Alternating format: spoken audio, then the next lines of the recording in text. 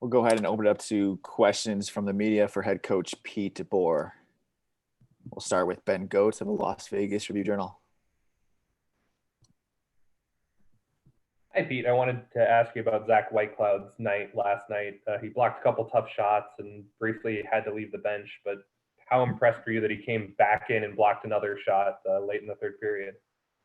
Yeah, he looked a little bit like a car accident victim at the end of the game. He had been through the ringer, but he's involved. He's involved in the game physically. He's engaged in doing the dirty work like blocking shots. And this time of year, you need guys that are warriors like that. And he's bringing that to the table for us, which is a critical element for our group.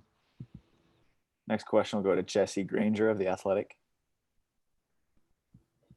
Hey, Pete, I'm just curious what an off day looks like for you guys now as far as just practice and how hard you practice the guys in comparison to a normal playoff run. Yeah, not much. I mean, last night was 3 games in 4 nights. And if this goes 7, I think it's 5 and 7 nights. So you're not doing much practice. We're doing maintenance and video, and we're trying to get the group as healthy and energized to game time as you can. Go to Justin Emerson with the Las Vegas Sun. Justin. Hey, the other day you had mentioned you were talking specifically about Shay Theodore and kind of the defense from the blue line or offensive blue line or something to that effect. I was wondering if maybe you could elaborate on that and explain more so what you meant and just the importance of defensemen in the offensive zone. I don't know. You lost me there. So I said something that you can't repeat to me, and you want me to explain it? Yeah. So you had mentioned Shay Theodore and how he plays in the offensive zone and how he kind of breaks up plays before they even happen on opposing team breakouts. If All you right. could, Yeah. Okay. Yeah, sorry about that. Okay, you want me to elaborate on that? Yeah, and what that means and the importance of the defenseman in the offensive zone, I guess. Okay. Well, like I said, his feet allow him to keep gap, and gap allows him to hang in there, an extra half a second longer than maybe your average defenseman, to step in front of passes or find a hole or a loose puck or things like that. The goal last night, I think, is an example of that. He's hanging in there at the offensive blue line and finds that loose puck and weaves his way in. Guys that don't have feet like him, are pulling out on situations, because they have to, because they can't recover. So, his feet give him a big advantage. We'll go to Greg Wyshynski with ESPN. Hey, Pete. Guess I got to ask the goalie question.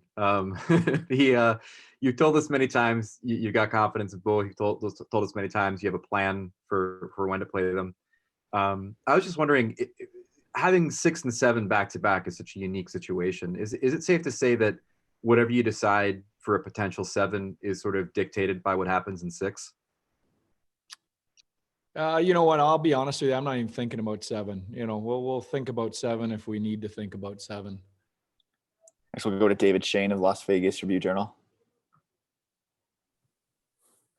Hi, Pete. Last game was the second straight game that they finished with more hits. And as Braden McNabb pointed out to me, you guys can't really hit them when you have the puck as much as you did last night.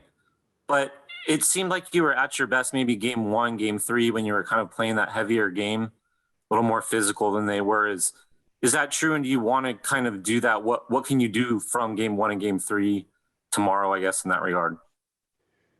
Well, I would first say I don't think that hit number on a stat sheet is indicative of the physicality of the game a lot of nights.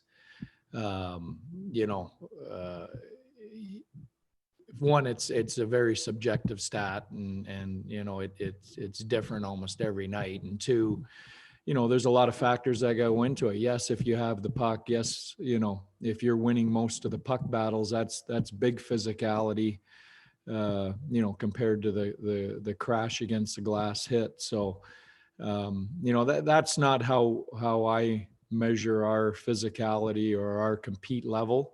You know, I thought those things were in a good area last night. I think we've got to go to some different places and do some different things in order to create some more offense and make it tougher on their goalie. But, you know, that hit number doesn't really factor into our evaluation of the game, either good or bad. Time for two more with Pete today. First, we'll go to Jim Matheson with Post Media.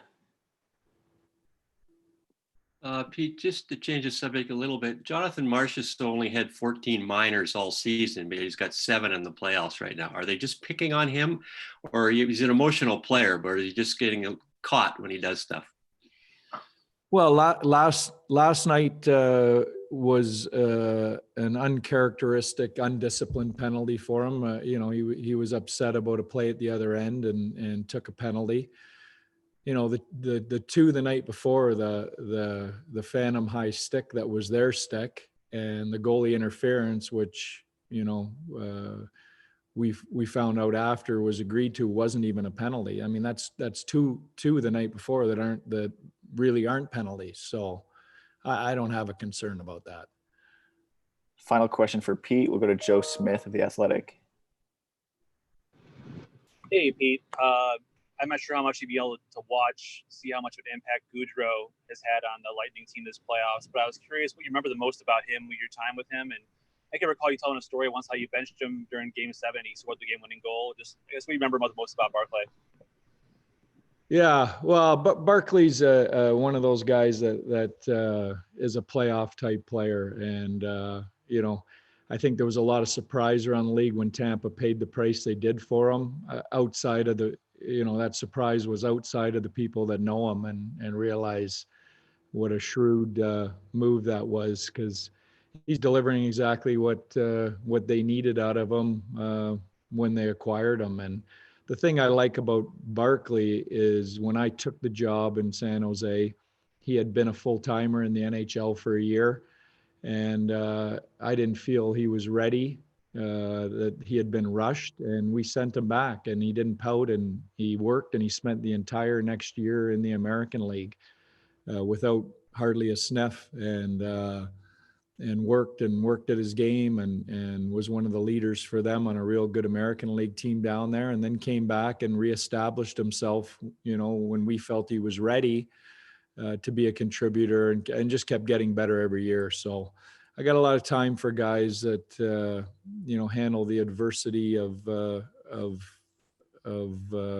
carving your path out in the NHL the way he has. Pete, thanks for your time.